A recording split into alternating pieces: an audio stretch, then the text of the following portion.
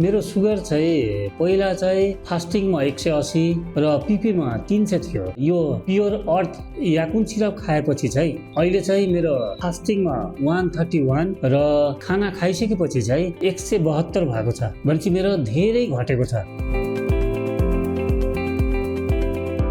मेरो यो सुगरको रोग लागेपछि चाहिँ मेरो देब्रो साइडको यो हातको औँलाहरू चाहिँ थरथर कामी त्यस्तो भइरहेको थियो।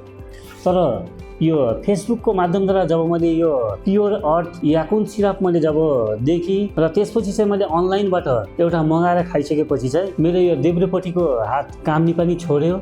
मेरो सुगर चाहिँ पहिला चाहिँ फास्टिङमा 180 र पिपीमा 300 थियो। यो प्योर अर्थ याकुन सिरप खाएपछि चाहिँ अहिले चाहिँ मेरो फास्टिङमा 131 र खाना खाइसकेपछि चाहिँ 172 भएको छ। मेरो जुन पहिला HbA1c 7.8 थियो भने त्यो पनि अहिले घटेर 6.8 भएको छ। भनेपछि मेरो धेरै घटेको छ। लगभग अहिले मैले 5-6 वटा जति खाइसकेको छु। फेरि मैले यो लिनको निम्ति अफिसमा आएका छौँ। सुगरको पीडित अहिले धेरै जसो सुगरको पीडित हुनुहुन्छ उनीहरूलाई पनि मैले यति मात्रै भन्न चाहन्छु कि जस्तो मेरो घटेको छ हजुरहरूको पनि निश्चित रूपले घट्नेछ भन्ने म आशा गर्दछु। त्यसैकारण कोही सुगरको पीडित हुनुहुन्छ भने यो प्योर अर्थ याकुन सिरप हेरेर खोजेर अनलाइनको माध्यमद्वारा मगाएर भए पनि खानुहोस् र आफ्नो स्वास्थ्य लाभ हुनुहोस् भन्ने चाहन्छु। हुन्छ, धन्यवाद।